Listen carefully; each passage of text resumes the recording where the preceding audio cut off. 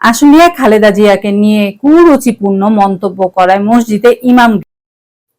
আশুলিয়া থেকে মোহাম্মদ মনির মণ্ডলের প্রতিবেদনে বিস্তারিত। আপনি কি প্রবাসে গিয়ে স্বাবলম্বী হতে চান? পূর্বে বুকিংকৃত বিমানের টিকিট পরিবর্তন করতে চান, অথবা ট্যুরিস্ট ভিসার মাধ্যমে এই সুন্দর পৃথিবী ঘুরে দেখার স্বপ্ন দেখছেন? আপনার স্বপ্নকে বাস্তবায়ন করতে A to Z travels and tours আছে আপনার সাথে। সামাজিক যোগাযোগ মাধ্যম ফেসবুকের পোস্টের কমেন্টে বিএনপি চেয়ারপারসন বেগম খালেদা জিয়াকে নিয়ে কুরুচিপূর্ণ মন্তব্য করায় অভিযোগ হওয়ায় মামলায় এক ইমামকে গ্রেফতার করেছে পুলিশ। সোমবার রাতে মুফতি এবাদুল ইসলাম ফরিদী নামের ওই ব্যক্তিকে বরিশাল থেকে গ্রেফতারের পর মঙ্গলবার সকালে আশুলিয়া থানার মাধ্যমে আদালতে পাঠানো হয়। গ্রেফতার মুফতি এবাদুল ইসলাম ফরিদী আশুলিয়া শ্রী খন্ডিয়া নূর জামে মসজিদের ইমাম।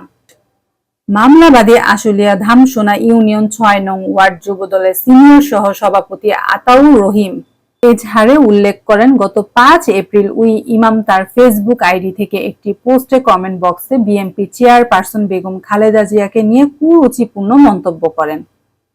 তিনি জানান, ওই কমেন্টস নিয়ে দলের নেতা কর্মীদের মাঝে ক্ষোভ ও ভাবমূর্তি ক্ষুণ্ণ হয়।